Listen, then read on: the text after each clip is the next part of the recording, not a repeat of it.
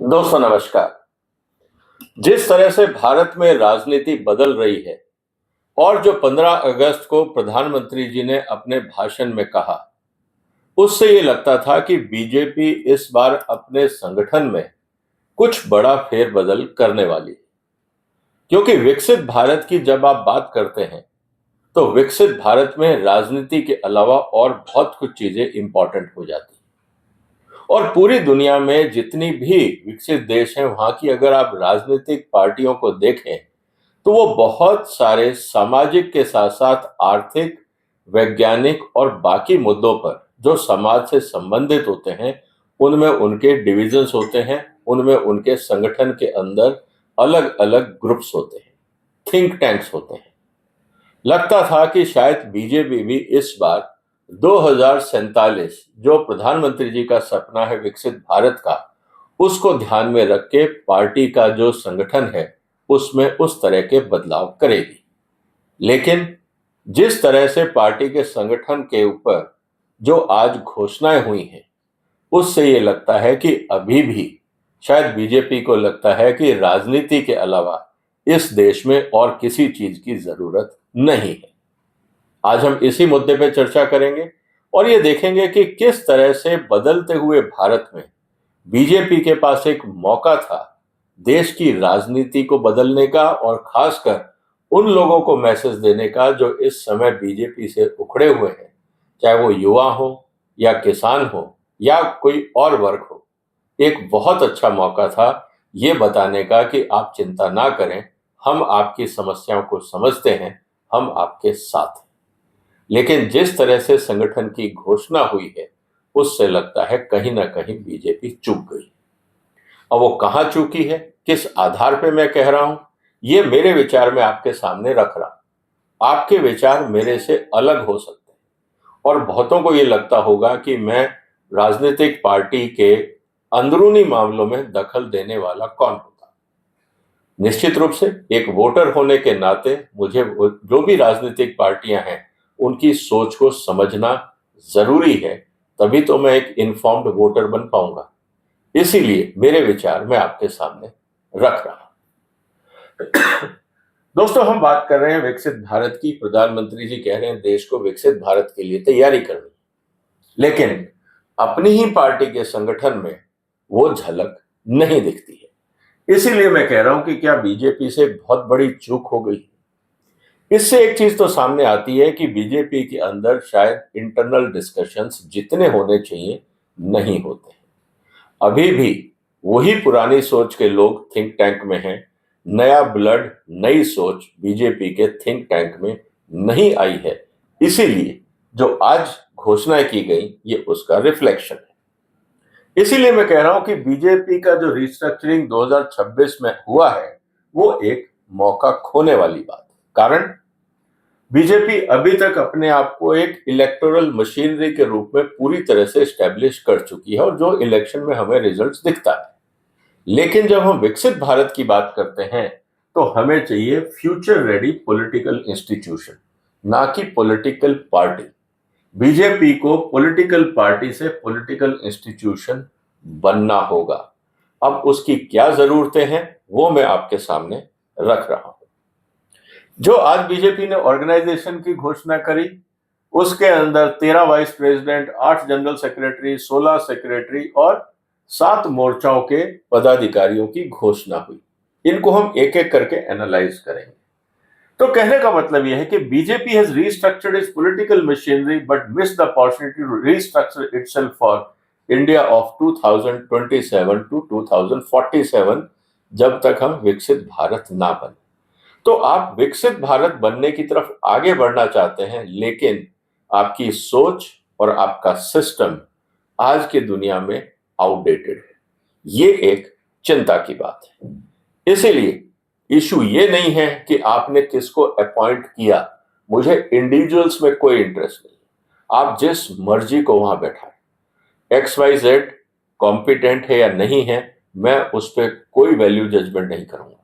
मेरा सिर्फ ये कहना है कि ऐसे संगठन, हमेशा ये कहा जाता है कि जो आपकी प्रायोरिटी होती है, आप उसके ऊपर रिसोर्स डेडिकेट करते हैं, आप उसके ऊपर संगठन की एनर्जी लगाते हैं ताकि आप उस उद्देश्य को पा सकें। तो इस समय जो रीस्ट्रक्चर हुआ है, बीजेपी का आज भी यही मानना है कि सिर्फ चुनाव मात्र जीतना ही सफलता है। उससे देश का युवा, देश का किसान, देश का भविष्य कहां जा रहा है, ये फिलहाल इंपॉर्टेंट नहीं है। चुनाव जीतना सर्वोपरि है और ऑर्गेनाइजेशन यही बताता है। अगर हम आज असेस करें तो क्या है, पॉलिटिकल एक्सपीरियंस के लोग पूरी तरह से हावी हैं और होना भी चाहिए क्योंकि पॉलिटिकल पार्टी है। स्टेट रिप्रेजेंटेशन काफी लोगों को जोड़ा गया है। अगर आप लिस्ट देखें, स्टेट रिप्रेजेंटेशन को बढ़ाया गया। जो महिलाओं की बात है, जो पुरानी महिलाएं थी, उनकी जो नेता थी, उनको वापस लाया गया है। अब नई महिलाओं को क्यों नहीं लाया गया, ये अलग बात, लेकिन टाइम टेस्टेड महिला लीडर्स को बीजेपी दोबारा सामने लेके आई है। मीडिया पे पूरा जोर है, स्ट्रॉन्ग स्ट्रक्चर है, मीडिया कन्वीनर के साथ 3 को कन्वीनर है और फिर कम से कम 100-150 लोगों की प्रवक्ताओं की फौज होती है। ये बीजेपी का स्ट्रॉन्ग पॉइंट है, ये हमारे सामने। सोशल मीडिया पे डेडिकेटेड फोकस किया गया है क्योंकि जेनजी ने ये बता दिया है कि हम इस समय मेनलाइन मीडिया को भाव नहीं दे रहे, और देश ने भी देखा कि मेनलाइन मीडिया नदारद था और मेनलाइन मीडिया को बहुत क्रिटिसाइज किया जेनजी ने और समाज ने, जिस तरह से उनकी रिपोर्टिंग हुई। इसलिए डेडिकेटेड सोशल मीडिया। अब आप देखें कि हम मीडिया कन्वीनर के साथ 3 कन्वीनर हैं, यहाँ 4 को कन्वीनर हैं। एक स्ट्रॉन्ग स्ट्रक्चर बीजेपी ने सोशल मीडिया का बनाया है।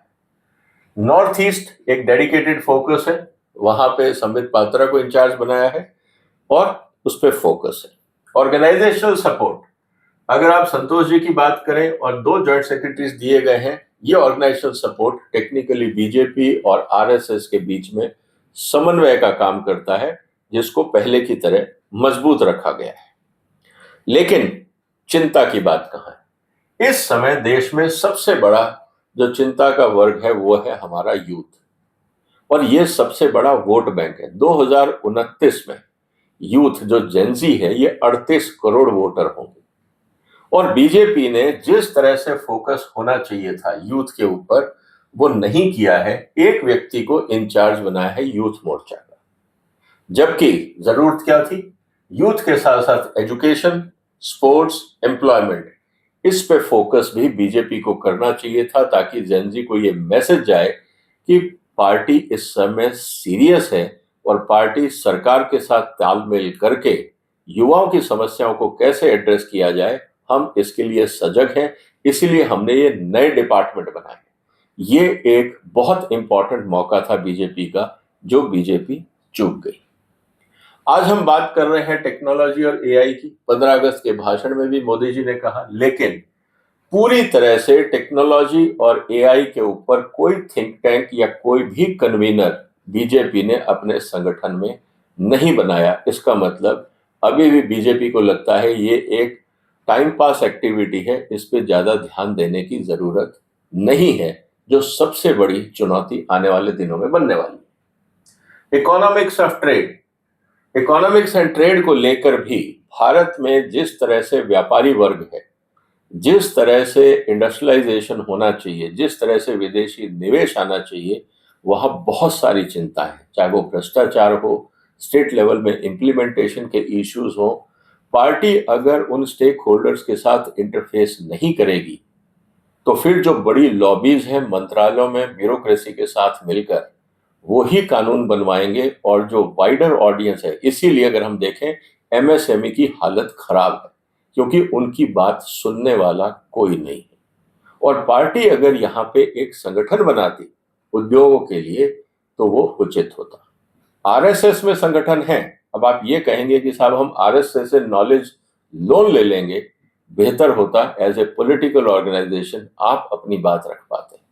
तो आरएसएस और बीजेपी दोनों अगर मैसेज देते जनता को, तो ज्यादा बेहतर होता। इसी तरह से गवर्नेंस एंड पब्लिक पॉलिसी को लेकर यहाँ पे कोई थिंक टैंक या डिबेट सेंटर नहीं बनाया गया, क्योंकि चैलेंजेस रोज बदल रहे हैं। चाहे हम क्लाइमेट चेंज की बात करें, चाहे हम ग्लोबल वार्मिंग को लेकर बात करें, चाहे हम ईरान वॉर को लेकर बात करें, इस समय सारा दारोमदार जो है वो एक्सटर्नल अफेयर्स मिनिस्ट्री के पास है। यहाँ पे अगर पॉलिसी सिचुएशन होती कि हमें चाइना के साथ कैसे डील करना है, हमें अमेरिका के साथ कैसे डील करना है, बदलता हुआ मिडल ईस्ट है उसमें कैसे बदलना है, अफ्रीका के साथ क्या होगा, अभी किसी को पता नहीं कि इसके बारे में कौन सोच रहा है। अगर किसी को रिप्रेजेंटेशन देना है तो वो कहाँ जाएगा? विदेश मंत्रालय, उनका पूरा फोकस डिप्लोमेसी में। आप उद्योग मंत्रालय जाते हैं तो वहां अलग कंफ्यूजन है। ये अपने आप में एक मौका था बीजेपी का इस बात को स्ट्रीमलाइन करने का। प्रोफेशनल एक्सपर्टाइज, बहुत सारे प्रोफेशंस हैं, चाहे वो सीए के हों, डॉक्टर्स के हों, इंजीनियर्स के हों, साइंटिस्टों के हों, अलग अलग प्रोफेशन हैं और रोज बदलते जा रहे हैं जैसे टेक्नोलॉजी बदल रही है। ये अपने आप में एक बहुत बड़ा थिंक टैंक है, बहुत बड़ा रिसोर्स है, बहुत बड़ा वोट बैंक भी है। इनको बीजेपी कैसे जोड़ेगी? मुझे लगता है इस पे कहीं ना कहीं चूक गए। आप आरएसएस का कह सकते हैं कि वहां पे अधिवक्ता परिषद है, वहां पे सीएस का फोरम है, लेकिन आरएसएस और बीजेपी में फर्क है। आज भी लोग बीजेपी को जब गवर्नेंस की बात आती है ज्यादा वेटेज देते हैं आरएसएस से, और राम मंदिर के बाद तो आरएसएस की क्रेडिबिलिटी पे बहुत बड़ा झटका लगा। तो इसीलिए इस बात को समझना होगा, बीजेपी को एक सेल क्रिएट करना चाहिए था, कन्वीनर्स अपॉइंट करने चाहिए थे। फिर बात आती है एग्रीकल्चर एंड फार्म इकोनॉमी की।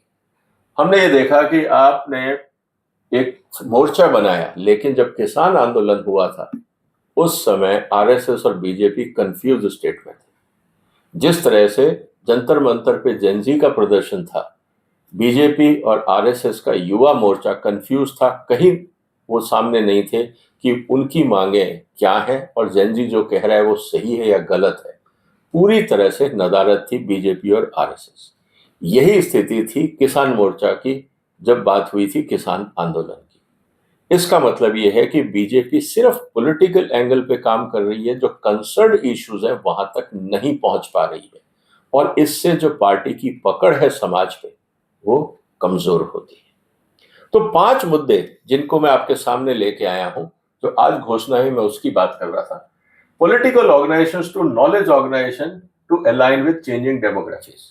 समाज बदल रहा है लेकिन बीजेपी की सोच नहीं बदल रही।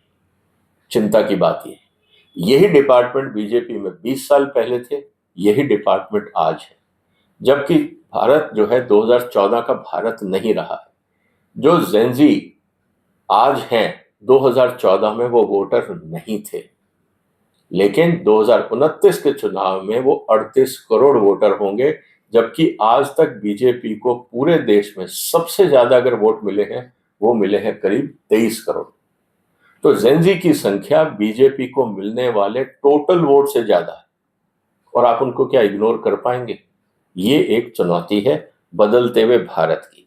इसीलिए बीजेपी को जो मुद्दे हैं जेनजी के, चाहे वो इकोनॉमी के मुद्दे हों, technology, AI, climate change, trade, employment, capital markets, इन सब के ऊपर समाज के साथ जुड़ना होगा, तभी बीजेपी एक एक्सेप्टेबल पार्टी बनेगी हर सेगमेंट को लेकर। सोशल मीडिया तो शुरुआत है, लेकिन artificial intelligence and political intelligence, इसमें दोनों, भारत के अंदर और भारत के बाहर, जिस तरह से ट्रंप साहब का रवैया रहा है, हमें नहीं समझ में आता कि भारत कैसे रिएक्ट करे। तो हम वेट एंड वॉच की सिचुएशन। तो कहने का मतलब ये है कि जिस तरह से दुनिया बदल रही है, क्योंकि आज हम बात कर रहे हैं एआई की, डेटा की, deep fake, sentiment intelligence, algorithm, और हमें पता है कि सोशल मीडिया के माध्यम से पॉलिटिकल इन्फ्लुएंस होता है। ट्रंप साहब इस बात को लेकर परेशान भी है, तो क्या भारत में नहीं हो रहा होगा? तो जब इन मुद्दों पे सीरियस चर्चा नहीं होगी पॉलिटिकल लेवल पे, तो समाधान कैसे निकलेगा? इस बात को समझना जरूरी है। साथ ही अभी तक जो हमने कहा, पन्ना प्रमुख वगैरह की हम बात करते थे, कॉन्स्टिट्यूएंसी मोबिलाइजेशन की बात करते थे, आज बात हो रही है कॉन्स्टिट्यूएंसी इंटेलिजेंस की। भारत का युवा इतना भड़का हुआ था, जो हमने जंतर मंतर पे देखा, बीजेपी को हवा ही नहीं लगी। किसान आंदोलन इतना उग्र हो गया, भारतीय जनता पार्टी के किसान मोर्चा को पता ही नहीं लगा। इसका मतलब जो कॉन्स्टिट्यूएंसी के अंदर डेवलपमेंट्स हैं, हम उससे टच में नहीं है। इंसिडेंटली हर कॉन्स्टिट्यूएंसी वोट बैंक, लेकिन हम उसकी बात नहीं कर रहे हैं, ये अपने आप में बहुत सीरियस है। इसीलिए what are these constituencies thinking before they become politically dissatisfied? Gen Z, किसान, प्रोफेशनल्स, यूथ, स्पोर्ट्स पर्सन, ये सब लोग अपनी समस्याओं से जूझ रहे हैं। उनको समझ में नहीं आ रहा बात किससे करें, और बीजेपी ने भी ऐसा कोई ऑप्शन नहीं दिया कि वो उनके तरफ हाथ बढ़ा रही है, क्योंकि किसी भी तरह की डेडिकेटेड सेल्स इन कामों के लिए बीजेपी ने क्रिएट नहीं करी। इसीलिए मैं कह रहा हूं कि BJP has lost a golden opportunity. चौथा मुद्दा, governance politics to economic strategy. अभी तक हम क्या कर रहे थे, सत्ता मिल गई, हम सत्ता में आ गए, काम बन जाएगा, ऐसा होता नहीं। आप अगर ये देखें कि 2014-15 में जब से मेक इन इंडिया हमने लागू किया, तब से भारत का आयात बढ़ता जा रहा है, व्यापारिक घाटा बढ़ता जा रहा है। इसका मतलब क्या है? सत्ता में आने से समस्याओं का समाधान नहीं होता है, आपको एक स्ट्रेटेजी बनानी पड़ेगी, क्योंकि सत्ता में आने के बाद आपका चैलेंज इकोनॉमिक है, क्योंकि डे टू डे आदमी उसी से परेशान होता है। ऐसी स्थिति में AI, manufacturing, jobs, exports, MSME, global capital, energy security, agriculture, technology options, ये सब चीजें अगर पॉलिटिकल पार्टी नहीं समझेगी तो आज की दुनिया में वो अपने आप को समाज से डिस्कनेक्ट कर देगी। इसीलिए मैं कह रहा हूं कि बीजेपी के अंदर भी मंथन नहीं हुआ होगा इस बात का लेके कि ऑर्गेनाइजेशन का रीस्ट्रक्चरिंग कैसे किया जाए। सिर्फ उन्हीं डिपार्टमेंट में कुर्सियां बदली गई हैं, लोगों को बदला गया, जैसे कि एक सरकारी डिपार्टमेंट होता है। पॉलिटिकल डिपार्टमेंट या पॉलिटिकल पार्टी सरकारी सिस्टम की तरह काम नहीं कर सकते, वो स्टैटिक नहीं हो सकते। उनको समाज की नीड को समझते हुए अपने आप को बदलना होगा, नहीं तो समाज उनसे अलग हो जाएगा और वो हाशिए पे चले जाएंगे। ये बात हमें समझनी होगी। और पांचवा मुद्दा है leadership renewal to leadership preparation. आप सिर्फ कुर्सी बदल रहे हो कि इसको अध्यक्ष बना दिया, उसको कन्वीनर बना दिया, वो जरूरी अपने लेवल तक है, लेकिन विकसित भारत की चुनौतियों के लिए क्या आपने लीडरशिप को तैयार किया? क्या आपने संगठन के अंदर नंबर 2, नंबर 3 लाइंस दिखाई? क्योंकि जहां जहां आपने एक एक कन्वीनर बनाए, उसके नीचे आपको कम से कम 2-2, 3-3 लोगों के नाम देने चाहिए थे, ताकि पता रहे कि अगर सीनियर के बाद और 4 लोग कौन तैयार किए जा रहे हैं उस एक्टिविटी। इससे ऑर्गेनाइजेशन स्ट्रेंथ बढ़ती, लेकिन ऐसा नहीं किया गया। ये बीजेपी के लिए एक चुनौती है।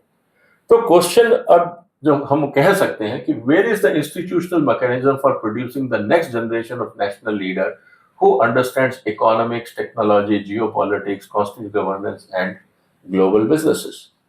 मोदी जी के बाद बीजेपी को कौन लीड करेगा और उसमें क्या क्या काबिलियत होंगी, क्या बीजेपी बता सकती है? आरएसएस ने क्या सेकंड लाइन ऑफ लीडरशिप तैयार करी जो बदलती हुई दुनिया की चुनौतियों को संभाल सके? ऐसा कोई लीडर दिख रहा है? आज तक तो कंफ्यूजन इस बात का है कि पता नहीं कौन बनेगा, और पुल्स एंड प्रेशर्स जारी। समाज में यही चल रहा है कि पता नहीं कोई सीएम बनेगा पीएम या कोई कैबिनेट मिनिस्टर बनेगा पीएम। इसको लेकर भी समाज में विरोधाभास है। अब देखना ये है। तो कहने का मतलब ये है कि BJP has an strength it's political muscle. आपने अपनी जिस तरह से संगठन बनाया है, आपने अपनी राजनीतिक ताकत को तो मजबूत कर लिया, उसमें कोई संदेह नहीं है, लेकिन जो अपॉर्चुनिटी होनी चाहिए थी, opportunity to strengthen the brain, nervous system and early warning mechanism, जो सोच आनी चाहिए थी, जो बदली हुई सोच बीजेपी की होनी चाहिए थी विकसित भारत के लिए, वो इस रीशफलिंग के बाद नहीं दिख रही है। अभी भी लग रहा है कि बीजेपी पुराने ढर्रे पर है, एक फेडिंग आइडियोलॉजी पे काम कर रही है। इस बात को समझना होगा। तो कंक्लूजन में मैं तो यही कहना चाहूंगा कि the real question is not whether this team will win the next election. क्या चुनाव जीतेंगे या नहीं, ये इंपॉर्टेंट नहीं है। चुनाव जीतने के बाद क्या आप लोगों की उम्मीदों पे खरे उतरोगे? चुनाव तो आप 3 बार से जीत रहे हैं। फिर जनजी सड़कों पे क्यों आया? किसान सड़कों पे क्यों आया? आज जेन अल्फा छोटे छोटे बच्चे सड़कों पे क्यों आ रहे हैं? भारत का व्यापारिक घाटा क्यों बढ़ रहा है? भारत में इन्वेस्टमेंट्स क्यों नहीं आ रहा है? सत्ता में तो आप 12 साल से। तो कुर्सी की बात नहीं है, परफॉर्मेंस की बात है। सवाल इस बात को लेकर है। BJP should keep in mind that Gen Z will be 38 crores voters in 2029 election and maximum vote BJP got was 23 crores. तो आपको ये Gen Z अपने आप में सिर्फ स्टूडेंट नहीं है, किसी को नौकरी चाहिए, किसी को स्पोर्ट्स फैसिलिटी चाहिए, किसी को टेक्नोलॉजी चाहिए, किसी को स्किल चाहिए, किसी को कुछ और चाहिए। आपको ये समझना होगा और इन सब को अच्छी सेहत चाहिए और अच्छी क्वालिटी ऑफ लाइफ चाहिए और क्राइम फ्री सोसाइटी चाहिए।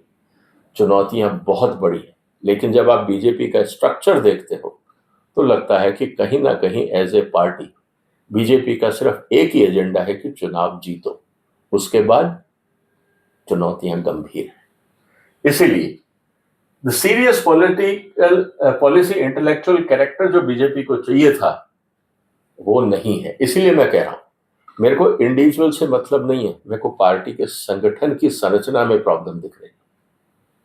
एज ए मैनेजमेंट स्टूडेंट अगर हमें मान लीजिए मार्केटिंग को इम्प्रूव करना है तो मार्केटिंग में रिसोर्सेज डालेंगे। हमें अगर फ्यूचर का सोचना है तो हमें अपने इनोवेशन डिपार्टमेंट को मजबूत करना होगा। अगर हमें अंतर्राष्ट्रीय बाजार में एक्सपोर्ट करना है तो मुझे अपने क्वालिटी सिस्टम्स को अपग्रेड करना होगा। As a MD of a company ये मेरी जिम्मेवारियां। अगर बीजेपी को लगता है कि इन सब चैलेंजेस को हटा के सिर्फ चुनाव जीतने से देश विकसित हो जाएगा तो ये बहुत बड़ी गलतफहमी हमारे सामने है। इसीलिए मैं ये कह रहा हूं कि जो बीजेपी ने 2026 में रिस्ट्रक्चरिंग की है, मेरे हिसाब से बीजेपी एक मौका चूक गई है। इसीलिए और विकसित Bharat why electoral strength must now become knowledge, economy and strategic strength. आप चुनाव जीतते रहिए, हमारी तरफ से शुभकामनाएं हैं और जरूरी है स्टेबल गवर्नमेंट। लेकिन वो स्टेबल गवर्नमेंट में जो लोग आएंगे, जो पार्टी में लोग होंगे, वो उनको नॉलेज मैनेजमेंट, इकोनॉमिक मैनेजमेंट और ओवरऑल स्ट्रेटेजिक मैनेजमेंट समझ में आना चाहिए, क्योंकि दुनिया में बदलाव बहुत तेजी से हो रहा है। इसीलिए मुझे लगता है कि जो रीस्ट्रक्चरिंग किया है बीजेपी ने, एक बहुत बड़ी चूक कर दी। एक बहुत बड़ा मैसेज दे सकते थे वो समाज को कि बीजेपी वक्त के साथ बदल रही है। लेकिन शायद बीजेपी में आंतरिक मंत्रणाएं कम होती हैं और या तो फिर बॉसेस को ये कहा जाता है कि जो आप कर रहे हो सब ठीक है। जो बॉसेस हैं उनके आसपास या तो यस मैन है या बॉसेस उनकी सुनते नहीं। अब चुनौती क्या है, ये तो बीजेपी के अंदर की कहानी। लेकिन आपके क्या विचार, जो भी विचार हो लिखिए, बताइए। हो सकता है कि बीजेपी में इस बात को लेकर मंथन शुरू हो जाए और बीजेपी के साथ साथ बाकी पॉलिटिकल पार्टीज भी जागने लग जाएं और उनको लगे कि शायद उनको भी बदलना जरूरी है, क्योंकि देश बदल। जो भी आपके विचार हो लिखिए, इस वीडियो को शेयर करिए, चैनल को सब्सक्राइब करिए, सपोर्ट करिए। फिर मुलाकात होगी एक और महत्वपूर्ण मुद्दे के साथ। तब तक अपना ध्यान रखिएगा। फिलहाल वंदे मातरम।